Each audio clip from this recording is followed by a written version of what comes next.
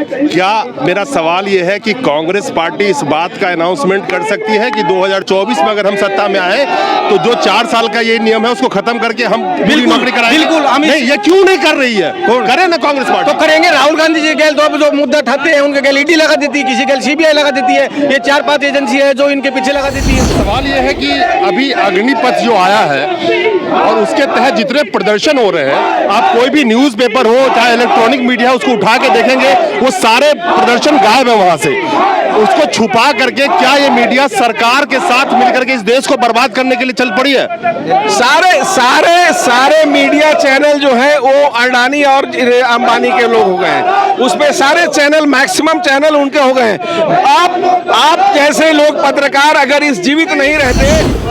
1978 में इसी बीजेपी सरकार ने इंदिरा गांधी को अरेस्ट किया था और उस अरेस्ट का ऐसा माहौल बना कि 1980 में इंदिरा गांधी चुन के आई और धमाकेदार जीत से आई, क्योंकि लोगों को यह दिख गया था कि ये उल जलूल कोई भी आरोप लगा के किसी को भी विपक्ष को दबाने की कोशिश करते हैं और इंदिरा गांधी के खिलाफ पूरी माहौल ही बदल गई थी उस अरेस्ट से। क्या वही ये जो बीजेपी अभी कर रही है विपक्ष के खिलाफ ये राजनीति, ये इनको 2024 में चोट पहुंचाएगी? बिल्कुल बिल्कुल पहुंचाएंगे और राहुल गांधी 2024 में प्राइम मिनिस्टर बनेंगे। कहते हैं कि विपक्ष की जो सफलता है वो रोड पे होती है। इंदिरा गांधी ने 1978 में जब उनका अरेस्ट किया गया था उसके बाद संसद में सिर्फ एक दिन वो गई थी, ये ऑन रिकॉर्ड है, और वो रोड पे उतर चुकी थी और जिसका नतीजा हुआ कि बिल्कुल धमाकेदार तरीके से 1980 में उन्होंने वापसी करी थी। उनको जो अरेस्ट किया था उसके खिलाफ खुद ही बीजेपी की वो गलती भारी पड़ी और बहुत तगड़ी हार हुई थी बीजेपी की। तो क्या ये जो बीजेपी नया एक चाल चली है, चाहे वो अग्निपथ हो, क्योंकि युवाओं का आंदोलन इतिहास उठा के देखेगा किसी भी सत्ता को पलटने के लिए काफी होती है, लेकिन आज उन्हीं युवाओं को धमकाया भी जा रहा है कि तुम आवाज उठाओगे तो तुम्हें नौकरी नहीं दी जाएगी। ये लोकतंत्र में कौन सा न्याय है? क्या लगता है 2024 में? 2024 में ये मोदी सरकार जो कर रही है ये बहुत वो सन 78 का ये दोहरा रहे हैं ये। और ये जैसे 80 में इंदिरा गांधी आई थी धमाकेदार जीत करके, ऐसे राहुल गांधी 2024 में आएंगे और आएंगे प्राइम मिनिस्टर बनेंगे 2024 में। मेरा आखिरी सवाल ये है अभी कि अभी जो गोदी मीडिया में तब्दील हो चुकी है, बीजेपी के मंत्री कुत्ते घुमाए तो उसको दिखाने के लिए पीछे पीछे दौड़ जाती है, लेकिन विपक्ष को गायब दिखाना ये गोदी मीडिया के थ्रू किया जा रहा है, क्योंकि विपक्ष तो है सब जगह। अगर 22 करोड़ वोट बीजेपी को 2019 में मिला था तो 12 करोड़ कांग्रेस को भी मिला था। जो किसी भी क्षेत्रीय पार्टी को आप जोड़ दीजिएगा उससे ज्यादा वोट है आज के डेट में भी, सबको जोड़ के भी। तो विपक्ष तो वहीं का वहीं है, लेकिन उसको गोदी मीडिया के थ्रू गायब कर दिया गया। मीडिया जो बिक गई है, बिल्कुल मीडिया तो खरीदा हुआ इन्होंने, बिल्कुल आज से नहीं 2014 से ही ये खरीदा हुआ है इन्होंने। एक खबर नहीं आने देते किसी की भी। नहीं करेंगे मिनिस्टर ऑफ ब्रॉडकास्टिंग वाले। आप नौजवान हो? हाँ जी। कहाँ से आ रहे हैं? हरियाणा से। आपको क्या लगता है कि मैं एकदम बीते 8 सालों में युवाओं के लिए क्या किया इस देश में मोदी जी ने? मोदी जी ने कुछ नहीं किया, सिर्फ लोगों को बेरोजगार किया है, गुमराह किया है, कुछ भी नहीं किया और हम इसका बहिष्कार करते हैं। आने वाला टाइम 2024 में सिर्फ कांग्रेस पार्टी का होगा। क्या मेरा सवाल ये है कि कांग्रेस पार्टी इस बात का अनाउंसमेंट कर सकती है कि 2024 में अगर हम सत्ता में आए तो जो 4 साल का ये नियम है उसको खत्म करके हम पूरी नौकरी कराएंगे? बिल्कुल, हम नहीं, ये क्यों नहीं कर रही है? करे ना कांग्रेस पार्टी। तो करेंगे। राहुल गांधी जी के जो मुद्दा उठाते हैं उनके ईडी लगा देती है, किसी के सीबीआई लगा देती है। ये 4-5 एजेंसी है जो इनके पीछे लगा देती है। बताओ। तो ये हमारे साथ एक चीज बोलूंगा छोटी सी, आप 2024 की बात कर रहे हैं, मैं कह रहा हूं आप कल इलेक्शन करा लीजिए, ईवीएम हटा दीजिए। अगर मोदी जी को दो सीट भी मिल जाएं तो सारा देश उनकी गुलामी करने को तैयार है। ये सिर्फ ईवीएम की वजह से वो जीत रहे हैं, सारा विश्व जानता है इस बात। तो विपक्ष तो आज भी रोड पे है और विपक्ष अपना काम बखूबी निभा रहा है। ये अलग बात है कि गोदी मीडिया इनको दिखाने से कतराती है क्योंकि उनके आका नाराज हो जाएंगे। अगर मैं यहाँ पे दिखाऊं तो एक बार दिखाइए पूरा किस तरह से यहाँ पे लोग हैं। मैं आपको दिखाऊं अगर तो विपक्ष वहीं के वहीं है। नरेंद्र मोदी मुर्दाबाद। नरेंद्र मोदी होश में आओ। नरेंद्र मोदी होश में आओ। नरेंद्र मोदी होश में आओ। राहुल गांधी जिंदाबाद। राहुल गांधी जिंदाबाद।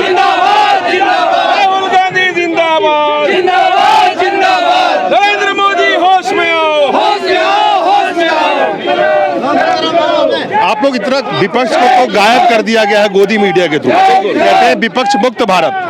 अब तो आवाज मुक्त, आप जिस जंतर मंतर पे खड़े हैं अपनी आवाज को उठाने के लिए, वहां भी आपको नहीं जाने दिया जा रहा। यही लोकतंत्र। ये यहाँ शुद्ध रूप से अगर हम कहें कि लोकतंत्र नहीं है, ये डेमोक्रेसी नहीं है, और इस डेमोक्रेसी में हम कहीं ना कहीं मानते हैं अपने आप को असुरक्षित।